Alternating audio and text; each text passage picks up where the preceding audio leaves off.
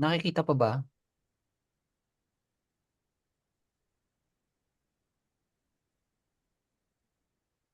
Yeah. Nakikita? Yes, sir. Nakikita ko, sir. Okay. So, again, dun sa budgeting and financial management, rinig ako, right? Thumbs up. Thumbs up, thumbs up, Yes, thumbs sir. up. Okay, sige, good. So, dun tayo sa budgeting and financial management kanina. So, budget creation, identify revenue sources and next, and tama ba ako? Hindi talaga mamaya kung saan-saan naman tayo nag-ano.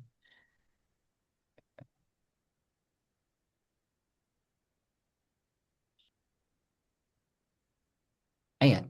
So, budgeting and financial, sino ba tayo dito?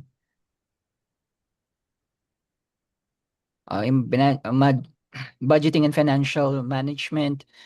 Naka-record ba tayo?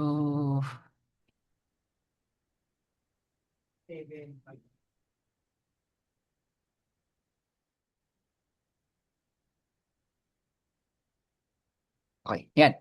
So, budgeting and financial management.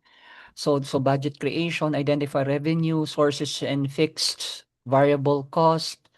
So titingnan mo yung mga yung rent, yung payroll, yung supply. So technically speaking sa budget creation, titingnan mo yung mga kung ano-ano yung mga pagkakagastusan mo. Ano yung mga sources, ano yung mga fixed sources list, fixed and variable cost, rent, payroll, supplies, do sa products, etc. Now, moving on, dun sa mga cash flow monitoring, gaya ng sinabi ko kanina, um, yung goal setting na tayo, sir. Doon tayo na hinto. Okay, goal setting. Ayan, so goal setting, so sa goal setting, kanina nasabi ko na sa inyo, is yan. So sa goal setting, look for the short-term and long-term financial goals nyo in 6 months. Pag sinabing 6 months, 6 months below, that's what we are going to tag niya, yung tinatawag ng mga short term until pwedeng siguro sabihin na until 1 year, depende. Pero short term usually sa mga 6 months and below. Now, one year up, don't term, we call that the financial goals. Some of example of the goal setting or long-term financial goals is you want to reach a million in sales. Okay, you want that because of that is the project projected na sales nyo or gusto mo beyond that, papaotihin mo, etc., etc. So those are the goal settings that we're talking about in regards to financial. Next is the financial projection. So financial projection, usually these are forecastings. uh, what are the purpose of forecasting those when you say the financials um on your business. So predict future revenue and expenses to anticipate market trends and secure fundings. So sa purpose of forecasting or financial projection is basically magagawa mo lang to kung alam mo talaga or you can identify all your assets and what you have as a business. So you have the tools, sinasabi nga you have the tools, you have the employees, you have the products. Ano yung kapalit nito? So doon sa financial projections, you can actually project or forecast the sales that you have basta alam mo yung mga saan panggagalingan ito. So for example, meron kang mga products for example that you have a product worth 1 million. Okay, 1 million products. Ano yung magkano yung suggested price mo siya? And then you multiplied it. And so ano yung multiply it yung for the projection mo is halimbawa 1 million worth of products mo, that is the cost, and what is your expected suggested retail price mo, itatimes mo lang doon kung how many, etc. That's how you can forecast, no, of your ano, but it depends pa dun sa mga budget mo, etc. So what is the purpose of your forecasting this? It's because para malaman mo yung revenue mo, tapos anticipating the expenses at para makita mo yung magkaroon ka ng strategy how to secure fundings and in regards to your business para ma-maintain mo, or pwede ka ring tawag nito, mag-explore for other investments. Next up, the components, the forecast sales, cost of goods sold, and the operational expenses based on historical data or market research. So usually sa mga historical datas meaning what are the datas that you have.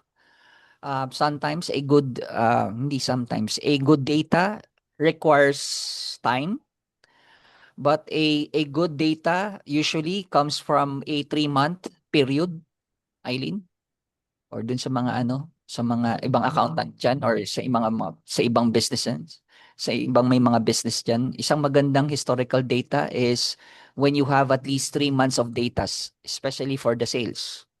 Margaret, alam ko meron ka niyan. Nagbe-business ka. So isang magandang pagtingnan ng isang reference for forecasting is 3 months historical data of your business. Then you can forecast what's going to happen. But it will depend. Depende pa rin yan dun sa mga other factors. But a good historical data that you can have for a business is at least 3 months. So for planning naman for a year, at least 3 to 5 years, you can plan or you can forecast. Meaning to say kasi, sa mga 3 years na yan, sa mga 3 years, you can forecast for the whole year for an annual forecasting of budget or for your financial, you can do that on a 3-year scale of historical data. Actually kasi pag umabot ka na ng 5, this is the time that you are thinking of expanding the business. We're talking about the components, and we're talking about the data that can for forecasting. Pwede na ba ako mag-expand ng business ko? You write or you look at at least 5 years. Kasi pag umabot ka na ng 5 years, meaning to say, medyo stable na yung business mo, matagal na yung business mo, you can look at your historical data at least 5 years, then you go to think of if you're going to expand. Okay? Pag mas matagal pa yung business mo, you can think of expanding it, and that's good. You start from 5 years below. Parang ganun. Pero a good historical data sa mga short term is 3 months. At least 3 months of historical data.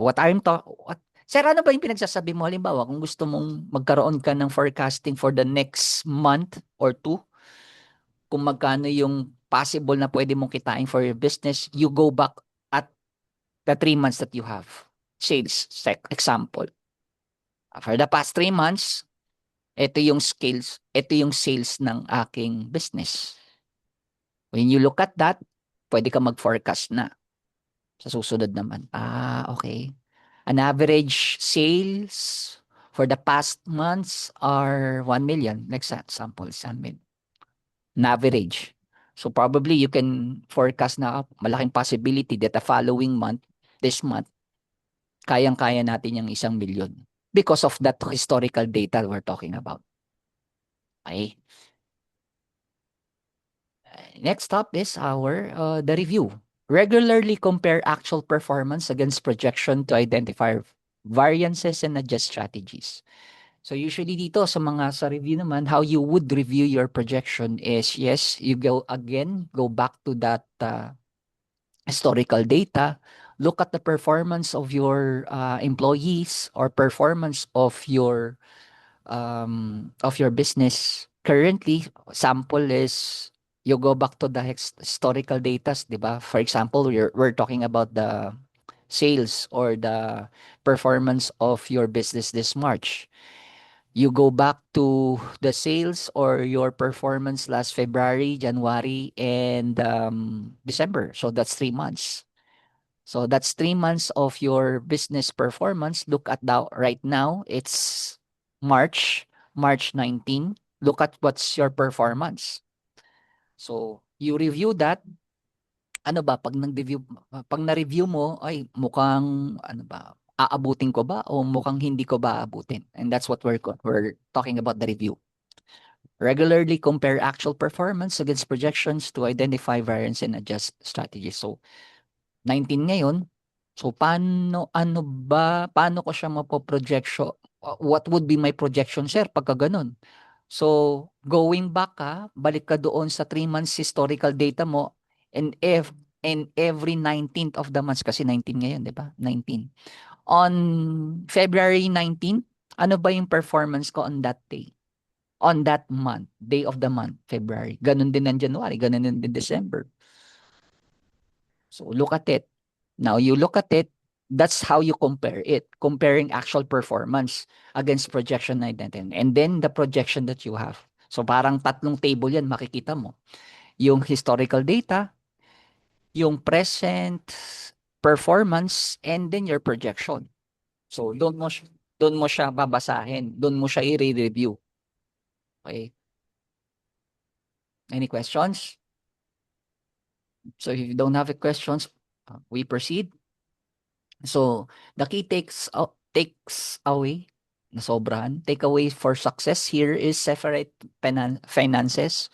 So sa mga businesses katulad ng mga sari-sari store dyan, may mga sari-sari store dyan at mga businesses na madaling makuwanan ng budget, never mix personal and business accounts. Lalong-lalo na yan, kaya kayo Erica, Clarice, nagkaroon kayo ng sari-sari store, never mix personal and business accounts. Nag-business ka ng sari-sari store, utang na loob, kung gusto mong wag kang kumuha, wag kang kumupit, at wag kang gumastos gamit yung sari-sari store funds mo. That's for every business. Okay? Um, Usually kasi ganito meron din ganito kasi class, no? Hindi nga sari-sari store. However, ganito I just want to clear things out, especially those, lalo-lalo na sa may business. Kung may business kayo, class, you should have your own, salary for your business. Isang magandang tip yon para doon sa mga you have to have your own salary. Even though it is your business, we're talking about takeaways for success. You should have your own salary kahit na business mo siya. For the concept of separate finances, this one. Because of the tendency is if you don't have the salary still with your own business, it will be considered kahit ano man kuha mo diyan gastos, it would be still your business expenses. Wala kang bawa si Mika meron siyang business. Kung may business siya, wala siyang sahod. Inaano niya doon na wala siyang sahod. So anything that you are going to take off out of your business, it is considered your expenses. And sometimes, yung iba, nilalagay yun doon sa operational expenses, Mika. Mark, nilalagay yun sa operational expenses. Which is, it should not be. Kaya ka magtataka, bakit parang may kulang or parang hindi ako pumikita? It's because of you're going to get your, sabihin na natin, kinukuha mo yung expenses mo doon sa operational expenses, which is not naman. So mo siya ilalagay, technically speaking, kung sa operational expenses. And you should have those stuff para to segregate or to separate finances to your business. Kahit maliit lang, wala naman tayong sinasabi o yung iba hindi na naman hindi naka-open This is also for me. Para para makita ko rin kayo kung nakikinig kayo. And this is also for you para hindi kayo niyan. Mag-open kayo ng camera. And we're talking about dito sa business. Pag nagbi-business kayo, kailangan kahit maliit, walang problema kung maliit.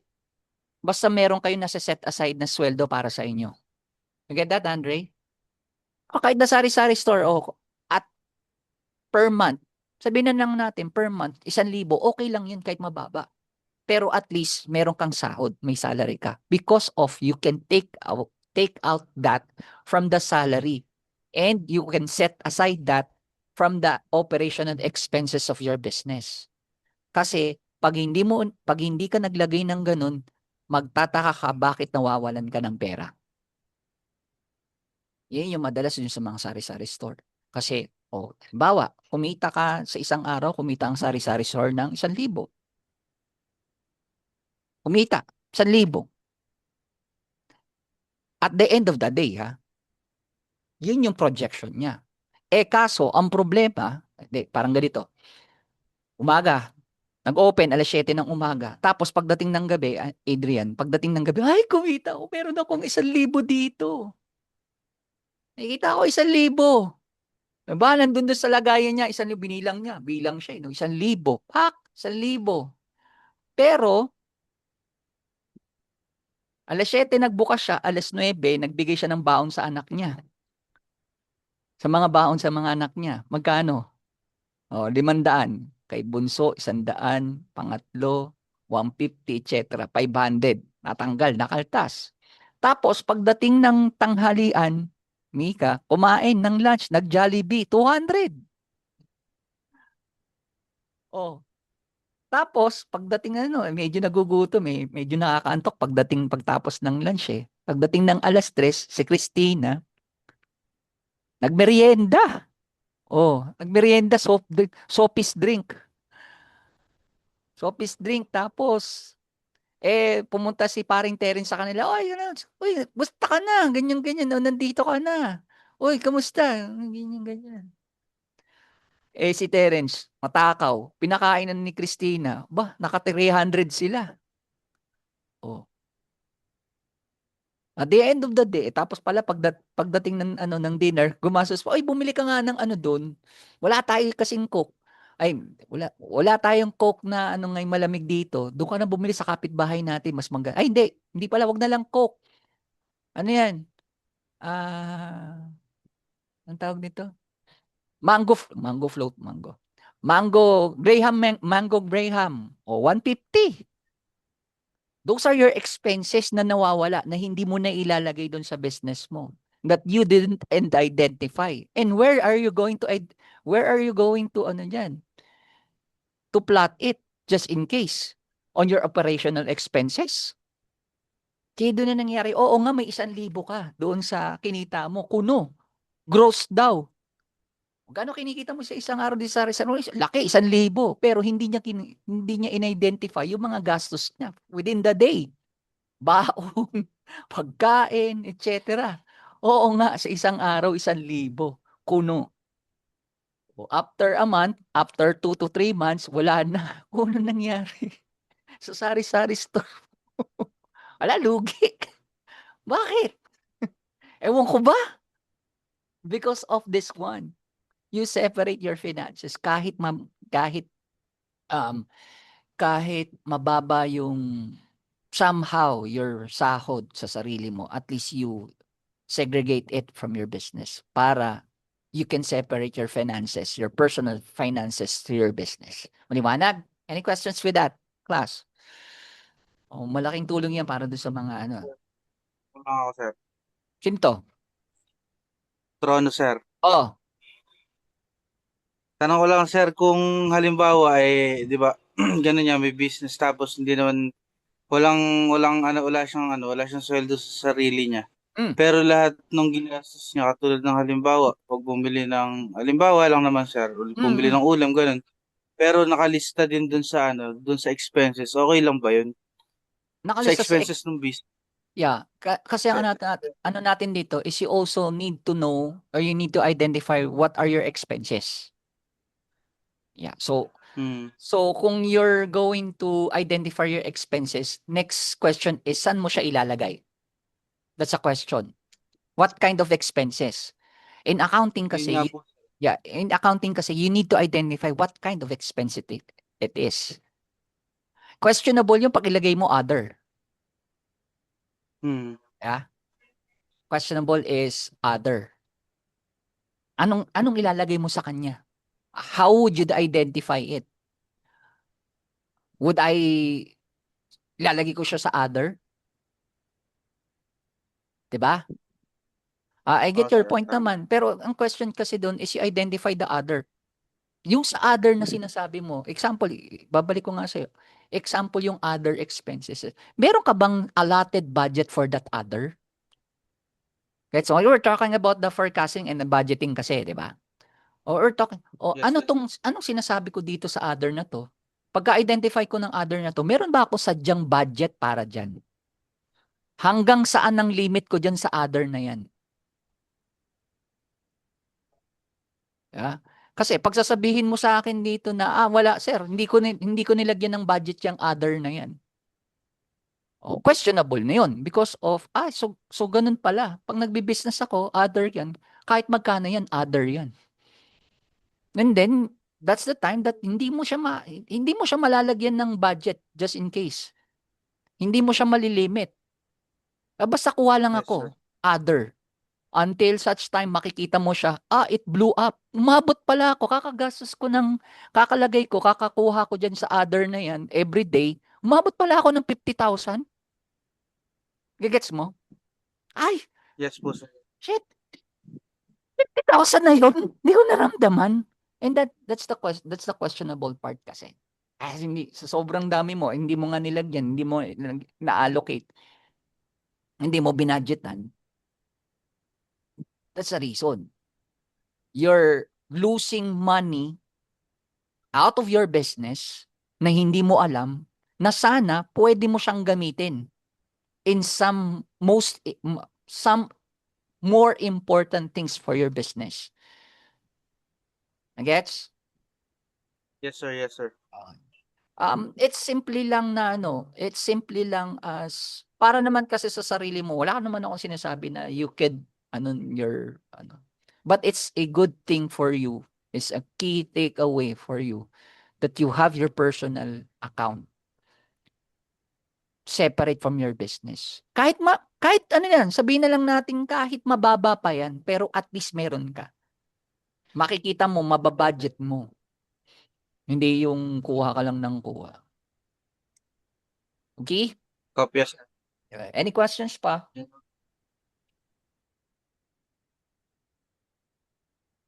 Any questions?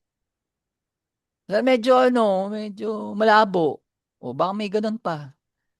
Kasi hindi nyo maintindihan to if, yan, katulad yan, si Trono, at least, maano niya yan, kasi may business siya.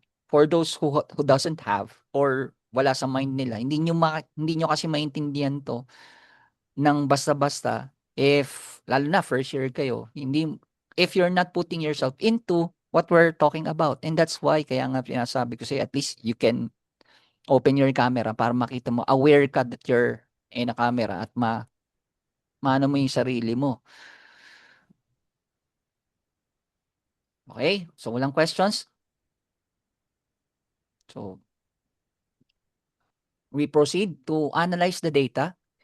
Use financial data to make strategic, informed decisions rather than relying on intuition. So, isa rin to sa isang magandang example or magandang key success for you to make decisions, especially in financial aspects of your business. Look at your financial data. Look what it is saying to you. Make the strategy a strategy out of your financial data. Tanggalin mo yung emosyon. Take out your emotion, look at your financial data so that you can have a strategy basing it to your business. Mag-e-expansion ako, sabi ni Adrian. Mag-e-expansion ako. And your financial data clearly says that hindi mo pa kaya. Huwag kang mag-rely sa intuition mo at pakiramdam mo. Look at your data. This is the time. Kumita ka agad sa isang araw 10,000 dahil may umorder sa'yo. Kailangan na nating mag-expansion. Kasi nga may kumuha at may umorder sa'yo ng 100 sacks of banana chips. Example. Shit. Laki na. Tara na, Mark. Kailangan na nating mag-expand. Kailangan na nating magkaroon ng physical store. Ang laki na. May kita na tayo. Oh, tanggalin mo yung emotion. Look at your financial data. Loko-loko ko ka, 6 na buwan na kayo. Isang beses lang may umorder sa'yo ng ganyang karami. Gusto mo na mag-expand. Okay? Look clearly at your data because your data will never, tawag niyan, hindi ka lolokohin ng data mo. Okay? Um, Yun yung isa sa mga magandang tingnan mo, especially doon sa datas, sa paggawa ng uh,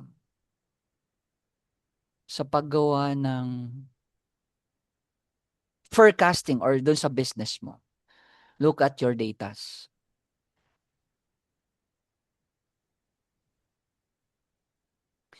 Meron lang akong ano dito. It also says, and sometimes meron kasing gano, even in your feedbacks, hindi lahat ng pangit na data is hindi makakatulong sa iyo. Ay, ng feedbacks. Kasi total mahilig naman kayo sa feedbacks at saka survey. So, halimbawa, may survey kayo, may survey sa iyo. Ang pangit ng ganito. Parang feeling mo pine-personal ka. Parang ganun. Sir, sa mga ganun ba, should we look at it as parang didibdibin mo ba yung mga ganong survey? Kasi sir, sabi mo naman, analyze the data. So, analyze the data. Ilan na ba yung nag-feedback na pangit sa'yo? O baka isa lang yan. Baka basher mo lang yan, Trono. O naiinggit lang sa'yo yan. Diba? Merong may nag-bad comment sa'yo. O, analyze your data. Sabi niya sa feedback, walang lasa. Walang lasa daw yung product mo. O, analyze data. Teka lang, pangit daw ang lasa. Matamis yun. Paano walang lasa? Paano walang lasa? Matamis yun. Yung pala, ang katotohanan yun, hindi, nagkamali lang siya ng feedbackan. Nagkataon lang, nagkaiba yung Windows na ano niya, na feedbackan niya yung ano mo. So, alamin mo, you analyze the data that you have. Ilan ba yung nagpangit ang review sa akin? Isa? Pwede mo kasi pag isa lang, dalawa. Out of how many? Out of 100 surveys? Dalawa nagsabi sa'yo pangit? Pangit ang lasa? So, ibig sabihin, out of 100, 98 yung gusto. 98%, is that a good data? It is a good idea that saying, it's tantamount of saying that your product is good. Kung dalawa lang. Medyo mag-question ka pag 20 yan. 30, 40. Diba? O sometimes kasi di ba, pag tumitingin naman tayo doon sa Lazada, bawa yung product ni Erica nandun sa Lazada. Look at it. Ilan ba yung reviews? 100. Ilan yung nagsabi yung pangit? 3. Low quality, low quality, low quality. 3 nagsabi low quality out of 100, sir. Ang sabi, gusto. Look at it. 97%. Nagsabi maganda yung quality tapos may 3 nagsabi na hindi, na low quality. Tapos ang nandun ka sa isang nagwo-walling ka na pangit daw. Ganyan po.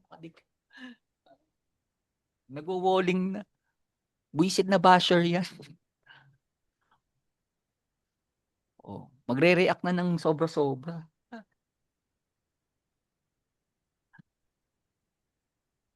Look at your your data in regards to that. Then your financials. Ganun din kasi sa financials dun eh. Oo nga, maraming ang nagsasabi ng pangit. Does it translate it to the sales? Look at your sales. Look at your data. Parang meron pangit yata ngayon. May pumangit ako. May pangit na pumasok sa business ko. May isang grupo, pumasok, di ako kumita. Or you can look at pagpasok, 7-Eleven ka. Sa 7-Eleven, tingnan mo ilan ang pumasok sa inyo. Ilan tao ang pumasok doon sa store mo? Ilan tao? 100. Tapos, ilan ang resibong lumabas? 50. Analyze it. Sa 100 na pumasok, 50 lang ang bumili. 50 lang yung resibo mo. Ano ibig sabihin? Out of 100 na pumasok dyan, 50 lang yung bumili.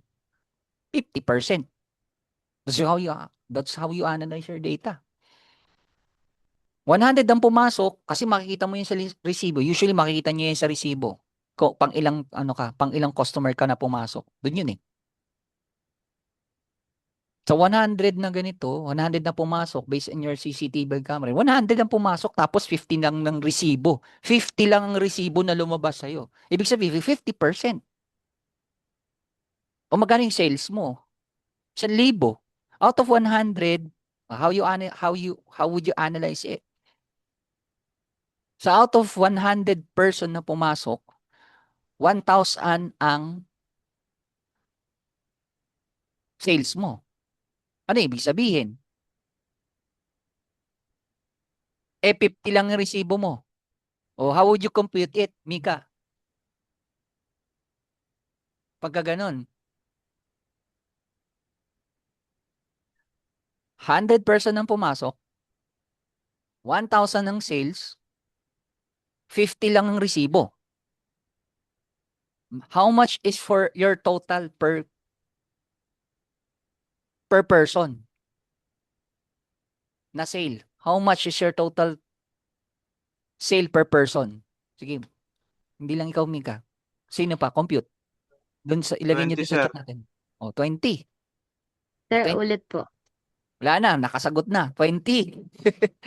Out of 100 person, 100 person na pumasok doon sa, sa 7-Eleven, 1,000 ang sales mo.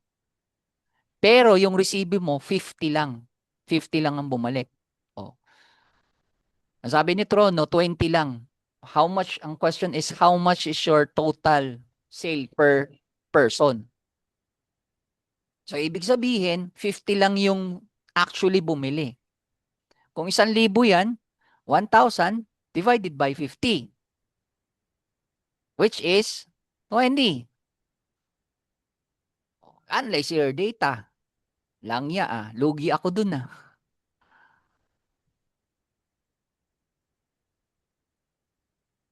And then you compute it and et cetera, et cetera.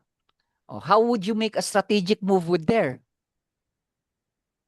Strategy mo. Ang strategy mo dyan, usually they use the strategy na kailangan mo pataasin yung per person mo. Per person. Sales per person. Pataasin mo ang sales mo per person. You have your data. 20 pesos per person. Yun yung average na pumapasok pag So, anong gagawin mo? What is your strategic plan in that case? Ay, ibig pala sabihin, pag pumapasok pala si Sunshine, I therefore conclude, kaya pala, pag pumapasok pala si Sunshine, pag pumapasok para dito sa 7-Eleven, nung average na binibili na niya, 20 pesos. O, ano palang gagawin mo doon? Ano palang dapat mong gawin yung pagka ganun?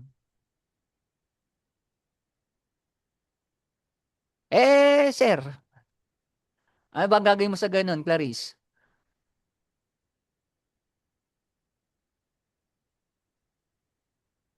Wala, sir. Ngingitian ko lang siya. Erica, ikaw. So, yun, nakakonclude ka na, basing it your analyzation with your data that you have.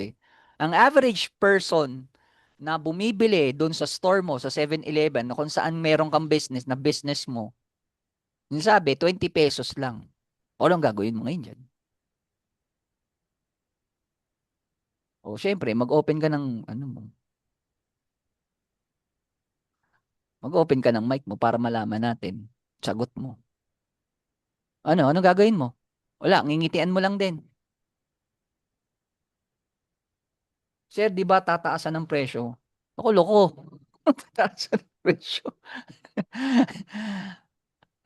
Ma'am Erica. Pasok si Erica. Bili ng bote ng soft drinks.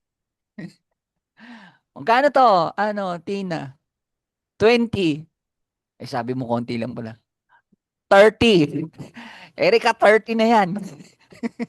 Ano, tumaas na yung presyo? Kailan tumaas ang presyo? Ngayon lang. Tina, sasampalin kita dyan. Third year ka na.